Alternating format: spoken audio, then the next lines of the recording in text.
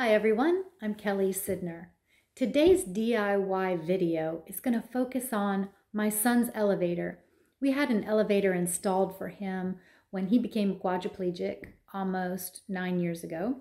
And that elevator has gotten stuck between floors several times since we've had it installed. And each time that happens, I go into the pit and reset the slack rope switch or slack cable switch and lower the car back down and reset the entire unit. Since my video that I posted that showed that whole process, I've gotten quite a bit of comments and quite frankly concerns about my being in the pit and handling a whole elevator unit. So this is our follow-up because we called in a professional, and that professional's name is Justin, and he spent some time looking over the unit and discovered why it was hanging up between floors. So I hope you enjoy this video. I hope that some of your questions are answered. It's really very fascinating because I can't find anything else on the internet that describes what I learned just a few days ago. So thanks for tuning in. And leave your comments and questions below, and I'll try to answer them. Thanks so much. Justin, thank you for being here. I got a Wapaka elevator, and I also have this key. This is a T key, and different elevators will have different key profile. Those are my notes for how to get it down when the car is stuck between floors. Okay. I have my own little list of things to ask you as well. Well, let's go check it out. All right, let's go.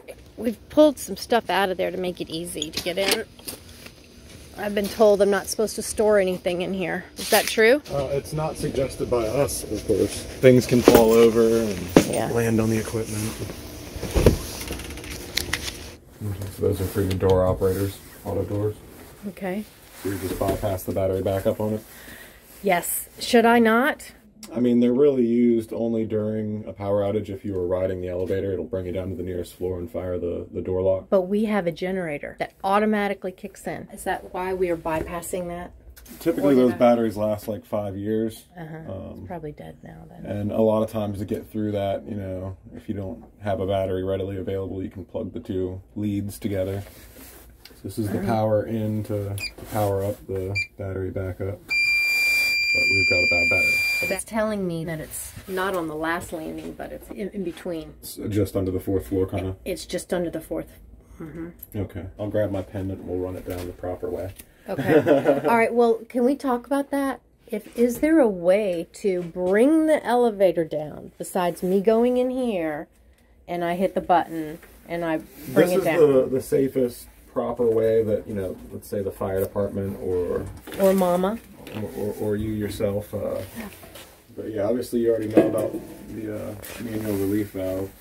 These actually have a little pump that you can pump it back up if it were under floor level for some reason. So I had to use that to get some pressure in. This pressure was completely down, and I had to raise it up a little bit in order for that release valve to bring it down. Well, it sounds like to me for some reason we're going to have an adjustment on it, because what that slack rope switch is monitoring is slack in the rope. So it's got a spring-loaded mechanism that the ropes that are hanging on the unit attached to the cab. If they detect any slack, or if it catches the rail and locks on the rail at all, those springs decompress and it pushes the gnarled roller safety into the rail to lock it on the rail.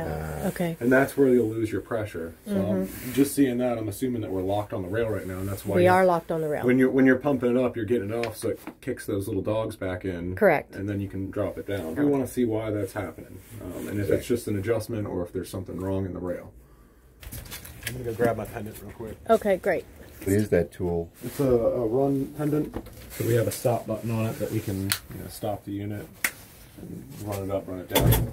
These safety things you put in the pit so you don't get crushed, do you use those? It depends on how deep your pit is.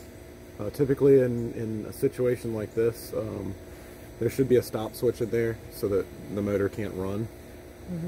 There's not really enough clearance in a pit like this to have that device. Okay. Yeah, so with those, there's typically like a bar that's hinged that you can lift up. Ah, okay. Why? For safety purposes, but... Is there any way the elevator itself could come crashing down the shaft? Well, I would say no, based on that safety device that we're experiencing a little bit of an issue. Right, set a little sensitive, which is why it's locking on the rail, or we may have like a joint that has a little bit of a rough edge on it where it's catching. Every time it gets stuck exactly right there. It's been stuck over the years about 8 or 9 times. We'll have to get up there, but I'm assuming it's going to be right where one of these joints are. Okay. And then we might just have a little bit of a lip that needs to be maybe shaved down. But you also have a setting on the little brakes or whatever you want to really call that, the safety device that locks onto the rail. Basically, any slack in this rope here, which you can see we have that slack right now. Oh yeah, we sure do. So it's physically locked on the rail right now. It's suspended above us, locked on the rail. Mm-hmm. Which is the main safety feature of these elevators, able for getting power to the car. Oh, the power. Okay, I knew something was leading. The hydraulic fluids are just, we're looking right here. Oh. Looks like residual oil. What I love is all these things that are like, danger! The elevator will crush you to death. Crashing me to death. And everyone's saying, doesn't she see those signs? I'm looking behind Justin. Yeah, see, they're everywhere. It's going to come crashing down and kill you. All right, well, I've spent many a day in this pit. When you step in here, you always want to activate that on-off switch to kill power to the unit. Oh, I've been turning it off out there with the main breaker. And that'll do just about the same thing. Okay. You're just making sure that motor can't prime up and start running on you while you're in here. It's coming down now, eh? Very slowly, yes. On purpose? Yeah, this pendant doesn't activate anything at full speed, so that we can safely operate it. I need a pendant. So now we're going to go up and take a look at why it might be locking on the rail. Take a quick peek at this guy. Okay, so yes, I want to talk to you about that guy. So he's actually working right. The only reason it's falling off is because it's locking on the rail. It's doing exactly what it should do when it locks on the rail, which is drop that pin so that it cuts all power to the elevator. All right, so is that pin sitting in the groove the way it should be? When you look at that roller. It looks like it's slightly out of adjustment, but that just makes it more sensitive. It makes it fall out quicker. It seems like it would take very little to make it trip. So I was thinking just movement in the elevator over time was just causing it to slip out. No, we're physically locking on the rail for some reason. Okay, good. All right. But it's doing exactly as it should do. Okay. Somebody commented and said if it was sitting all the way in that groove, it wouldn't make the contact it needed to do its job. So I don't know. Yeah, we're pretty well centered on that groove. Okay. When the ropes go slack, it pushes down this little paddle here, and that switch let me see the paddle. So this is where your spring tension is, and when the elevator ropes go slack, these springs push down on this flapper here. Okay. Which causes that safety to engage while also locking this mechanism here into the rail. So that's your brake right there that's digging into the rail. Let me get that. Now do it again.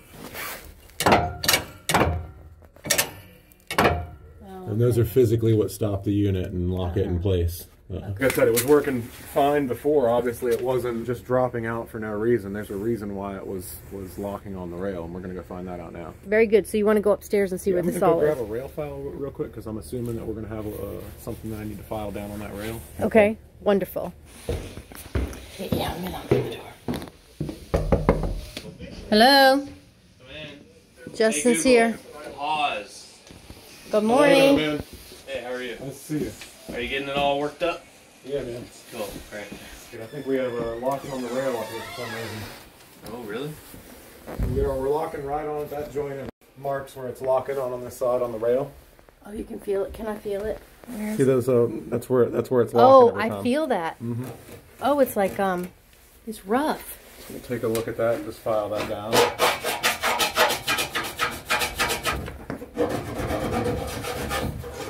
Just that little abrasion would cause that issue? Yep.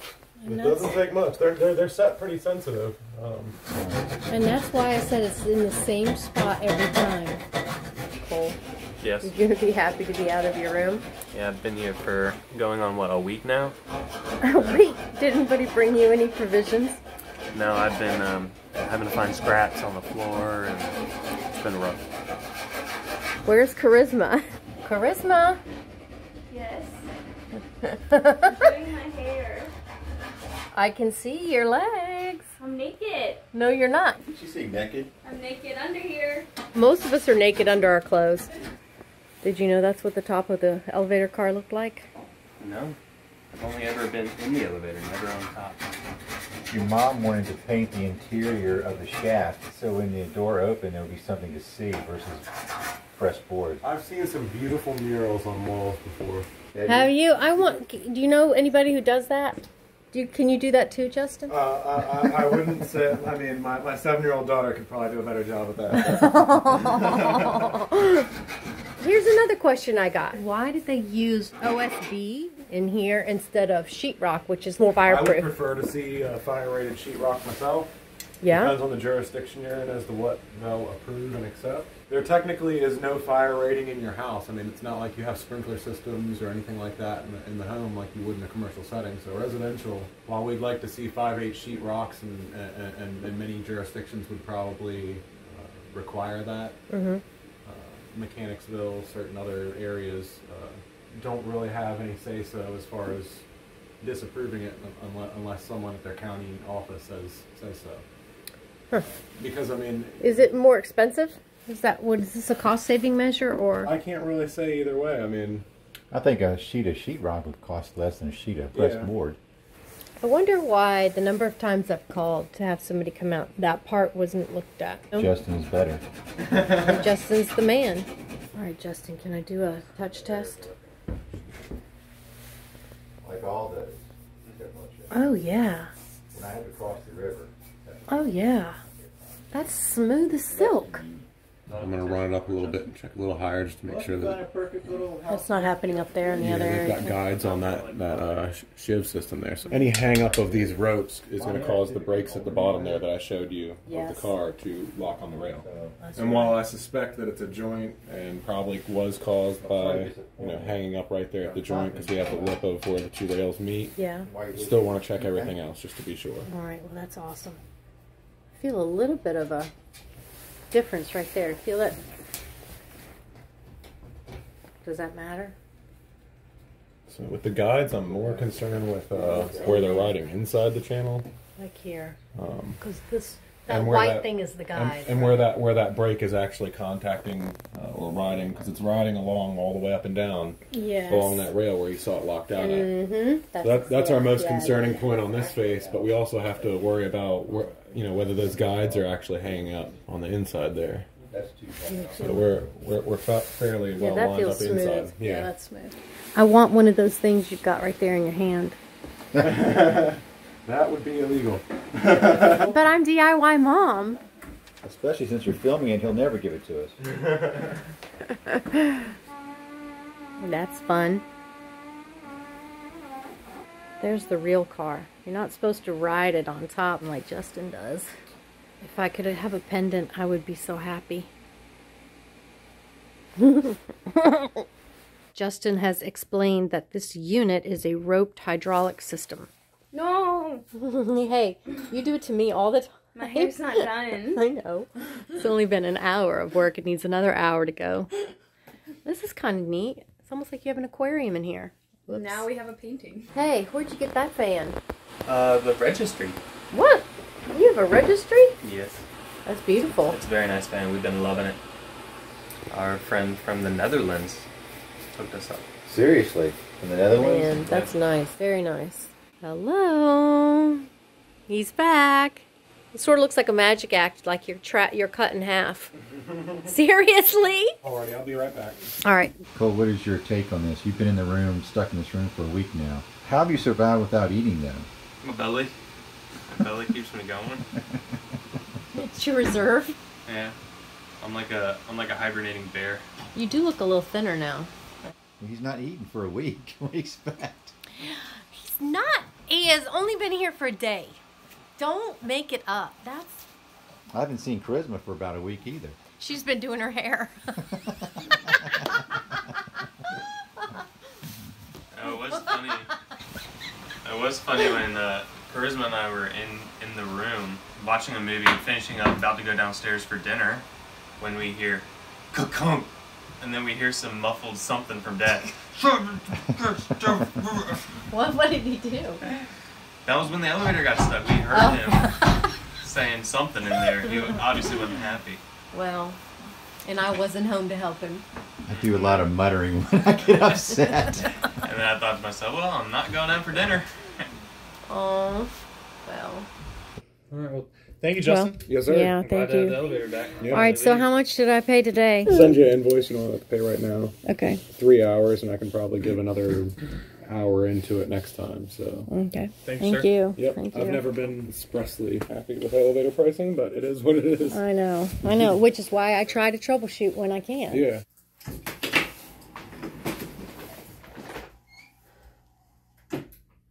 That's perfect. Wait for it. Mm-hmm. Cole likes that amount of time, but I think it's long. We need elevator music. Yeah. I do that.